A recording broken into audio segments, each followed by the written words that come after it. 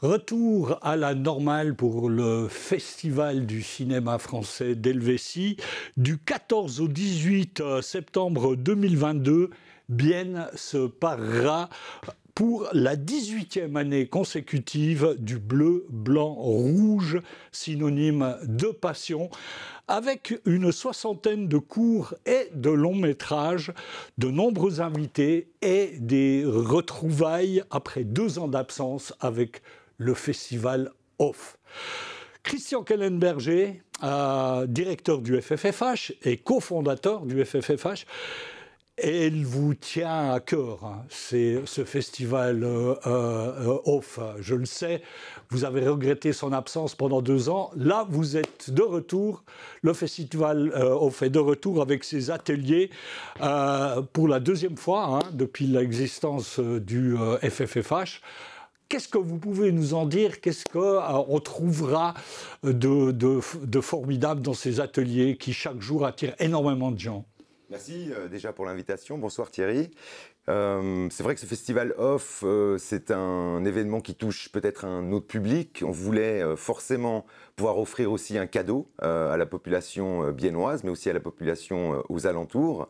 Et puis on voulait que ce cadeau soit en lien avec le cinéma, et c'est comme ça qu'on a évoqué l'idée de créer un festival Off où on pourrait découvrir les facettes, les métiers du cinéma grâce à des ateliers. C'est vrai qu'on pourra s'exercer ce week-end à la Maison Farel.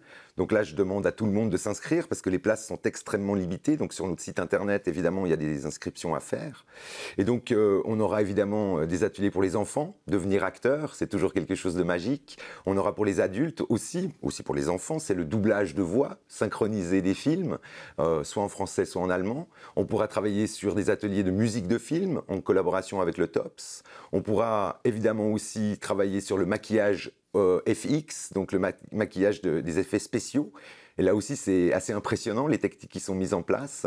On aura de la réalité virtuelle, on aura des concerts de musique de film le soir. Je pense que le programme, en tout cas, lors de ces 2 jours, ce week-end, sera formidable. Et je me réjouis beaucoup qu'on puisse offrir, comme vous le dites, après 2 ans de pause, ce merveilleux cadeau à la population. Oui, ça semble réjouissant, tout ce que vous venez de citer. Et je suis persuadé que les gens s'inscriront en masse pour assister à tous ces ateliers. Alors, Christian Kellenberger, l'essentiel du film nous sera dévoilé demain lors de la conférence de presse. Mais on peut, comme je l'ai dit en introduction, compter sur une soixantaine de courts et de longs métrages, dont de nombreux grandes premières. Vous pouvez nous dévoiler quelques secrets ou vous gardez tout ça pour les médias de demain? Mais évidemment que je vais vous dévoiler quelques secrets, Thierry, sinon je ne serais pas là. Non, la première chose à dire, c'est vrai, vous avez raison, c'est le retour à la normalité, c'est-à-dire le retour aussi à une soixantaine de films, ça c'est important. Après, ce qu'on a pu comprendre aussi grâce ou à cause de cette pause Covid, c'est que c'est le retour quand même de grands films spectaculaires. J'ai l'impression que cette pause... Oui, on craignait un peu, excusez-moi de vous interrompre, qu'on craignait un peu l'embouteillage. C'est vrai. C'est vrai, il y en a eu un certain embouteillage qui a plutôt été défavorable aux comédies romantiques, aux films français qui sont sortis ces derniers temps. Mais c'est vrai qu'actuellement, avec le retour à la normalité, on comprend aussi que c'est le retour de grands films, des épopées, des films spectaculaires, des films pour le cinéma. Il y a peut-être un petit peu moins de films que d'habitude, mais la cuvée est extrêmement efficace cette année. Et donc, on se réjouit évidemment de pouvoir présenter de nombreuses grandes premières, vous l'avez souligné. Et ça, c'est aussi une des particularités de cette édition, c'est qu'on a davantage de grandes premières que d'autres catégories de films, ce qui montre aussi que notre festival monte en réputation et que Paris considère Bienne vraiment de manière assez forte. Et c'est aussi pour cette raison qu'on obtient de si beaux films. Ouais, et vous conservez toujours un clin d'œil pour le cinéma suisse et réservons une place d'honneur à la grande première de Peter K, Seul contre l'État, du cinéaste biennois Laurent Wyss. Un événement très attendu ici à Bienne. Forcément, déjà très attendu pour toute l'équipe du film. Ça fait des années qu'ils travaillent sur ce film. C'est un travail conséquent. Je connais Laurent Wyss depuis 20-25 ans. Je crois qu'au début, quand Télébilinx s'est fondé en 1999, je crois, j'animais les talks et puis Laurent était derrière la caméra, donc on se connaît depuis un petit moment. Et c'est vrai que le FFH, c'est aussi une famille. Et je pense qu'on peut aussi mettre en lumière ce genre de film, même si on s'appelle le Festival du film français d'Helvétie et qu'on a une line-up internationale. Et pour nous, pour l'équipe du festival, c'est un immense honneur. Oui, mais vous avez toujours invité des films suisses. Il y a Lionel Bayer qui va être là aussi. Bien sûr. Là, vous dévoilez quelque chose, Thierry, que vous n'aurez pas dû dévoiler. Mais c'est pas grave, je vous en veux pas. Et donc, Lionel Bayer sera là, bien sûr, avec La dérive des continents au sud. C'est un film qui a été présenté à la quinzaine des réalisateurs à Cannes, qui a eu un joli succès d'estime. On est très heureux de retrouver Lionel pour la 4e ou la 5e fois à Bienne. Donc, ça montre aussi une certaine fidélité des différents cinéastes. Mais pour revenir à Peter K., je me réjouis énormément, sincèrement, que le festival puisse mettre un coup de projecteur mérité sur ce film de Laurent Wyss. Et puis alors, il ne faut pas oublier que pour la 12e fois à Bienne, au festival, on aura celui qui est un peu la mascotte du FFFH, vous en conviendrez, vous savez de qui je veux parler, de Casey Motte-Klein. Il sera présent et il accompagnera des films comme Last Dance de Delphine Lorissé et Tempête de Christian Duguay. Absolument. Pour nous, c'est toujours un bonheur. Vous connaissez nos liens d'amitié avec Casey. C'est la 12e fois qu'il viendra. Il est venu quasiment chaque année, voire 2 fois depuis 2008. On l'a vu grandir. Et pour moi, très sincèrement, Casey Motte-Klein, c'est peut-être le meilleur comédien qu'on a en Suisse, avec Joël Bassman, du côté des germanophones, que j'aime aussi beaucoup. Et je trouve qu'il est encore un tout petit peu sous-estimé, Casey. Quand vous regardez sa filmographie, il donne la réplique à toutes les grandes dames du cinéma français, mais vraiment à toutes. Oui. Catherine Deneuve, Isabelle Huppert, etc.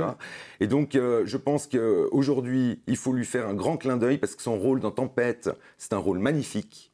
Franchement, qui, d'après moi, le plus abouti depuis L'Enfant d'en haut. Et donc, c'est pour cette raison aussi qu'on va présenter Tempête en sa présence, parce que ce film est merveilleux déjà.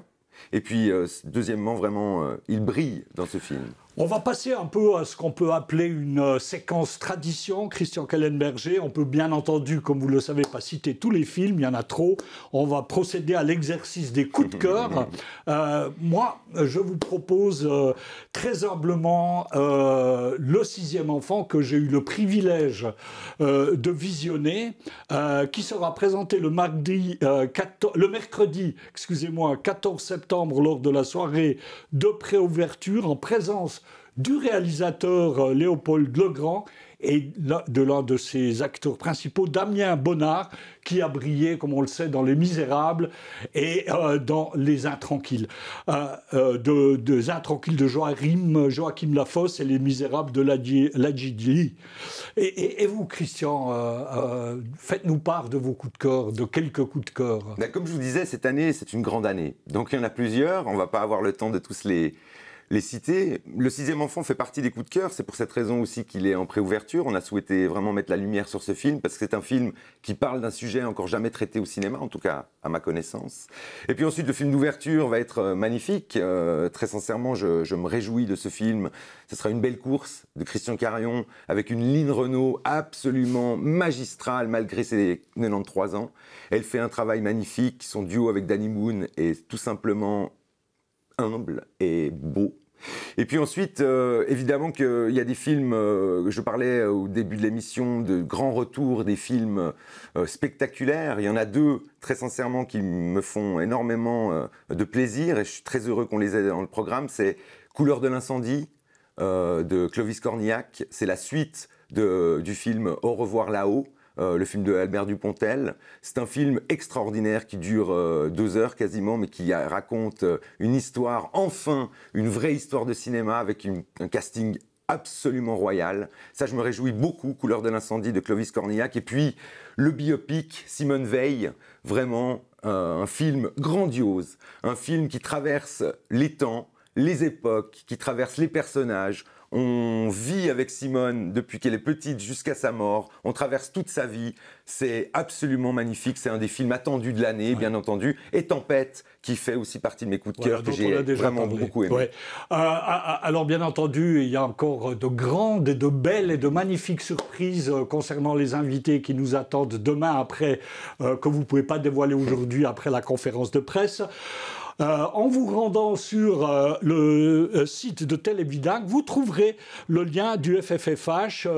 Vous pouvez toujours, la prévente est ouverte et vous pouvez toujours acquérir des billets au guichet des cinémas Lido et Rex. Non, Rex et Apollo cette année. Rex et Apollo, vous faites bien de me corriger. Rex et Apollo. Dès le mercredi 7 septembre, la prévente est ouverte. Et voilà.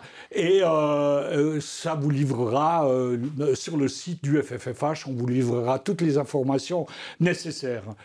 Je vous propose, au nom de toute l'équipe de Télébilag, de rester à l'antenne pour la suite de notre programme. Merci.